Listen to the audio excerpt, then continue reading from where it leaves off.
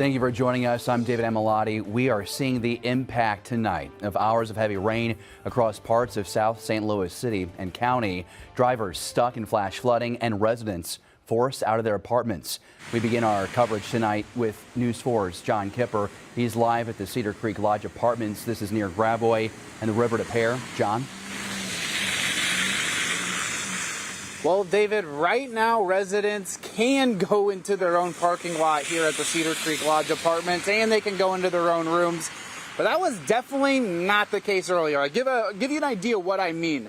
This private property dead end sign, when I got here, was completely unintelligible. I couldn't tell that there was a sign really there at all. And also when I got here, I found stranded residents all over. Some next to me near the street, and others were outside next to their apartment complexes, waiting for a path to possibly get out. We did see firefighters escorting people out of one of the buildings, and while it remains unclear if the flooding got indoors to people's rooms, our Neil Brooks, a resident, says any car in this lot was likely submerged with water at one point. In fact, he had to run out to move his car to safety. It's been storming all day, so came home up to the apartment, realized that I couldn't get in. So this water had to have been probably 8 or 9 feet high. All the cars over here were underwater, and this is probably the worst it's been since I've been here. Now, you may have heard him at the end. This isn't the first time this has happened at this apartment complex, as this video you're seeing is from last year and given to us from a different resident. Both men saying this is worse than last time. Now, another anecdote, when I first got here, one resident also showed up about the same time, approached some other residents and said, well, what do I do now? Nobody really had a great answer for her. There was some mentioning of some Red Cross assistance. We're still trying to figure out what happened and what was affected specifically at this complex from the St. Louis Fire Department. When we do hear back from them, we'll be sure to let you know.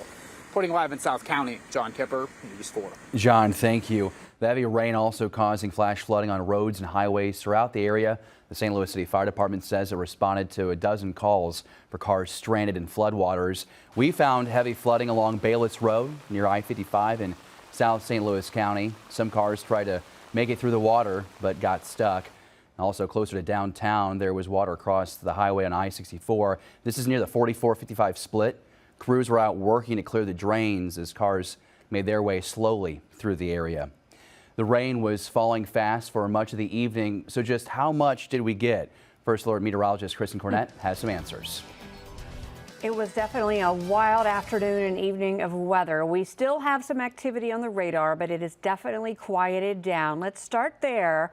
Now, the light green you see around St. Louis, that is radar clutter. I want to draw your eyes to where you see the yellows and the lightning. That's where we still have some thunderstorms ongoing along Interstate 44, just north of Cuba, Missouri. Again, not a severe thunderstorm, not expected to become a severe thunderstorm, but some brief heavy downpours and some rumbles of thunder. As we head a bit further off to the east, we still have some moderate rain falling along that Interstate 57 corridor and areas east. You're hearing a few rumbles of thunder as well, but the last of it is kind of starting to push east out of the area. Okay, this is the rainfall that basically fell during the day today. And if you look at this, you can see there are quite a lot of areas that didn't get a drop. And then your eyes likely drawn to just south of St. Louis. This is a really concentrated area of very heavy rainfall where we did see a lot of the flooding. And Doppler radar estimates in that area where 255 hits Illinois 3 there, maybe 4+ inches of rainfall fell. That's incredible. I did get a recent report that just came in out of Lee May of about 3.3 inches. Just for some perspective here at St. Louis Lambert International, 0.11 inches of rain there, so much less significant.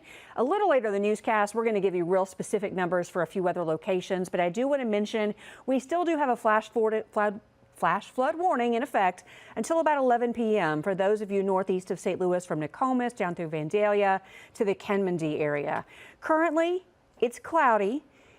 It's still a little bit muggy, but the mugginess is going to drop overnight. The dew points are going to go down. It's 70 in downtown, 68 in Farmington and Shiloh, 69 in O'Fallon, Missouri. Here's where we're heading. It's going to be cloudy overnight will drop to 63. Again, the humidity is going to be coming down now that those winds have shifted to the northeast. Not necessarily going to call it a dry night, but the chance of rain through the overnight hours only about 20%. So a stray shower or storm. We do have more rain chances tomorrow. We'll talk about that and get those more detailed storm reports of, or I should say, rainfall totals across the area. We'll dig in a little deeper coming up in just a few minutes. We'll check back in, Kristen. Thanks for keeping an eye open for us. A look at more of tonight's flash flooding. We saw water across the highway again on I-64 near Hampton. This is right by the St. Louis Zoo. Take a look for yourself. This area got more than 3 inches of rain in the last 4 hours. This is the same stretch of road that flooded Friday night because of a water main break. And a car got stuck in several feet of water on Union Road. This is under Interstate 55 in South St. Louis County. The fast rising water caught a lot of drivers by surprise, but at this point we have no reports of any injuries.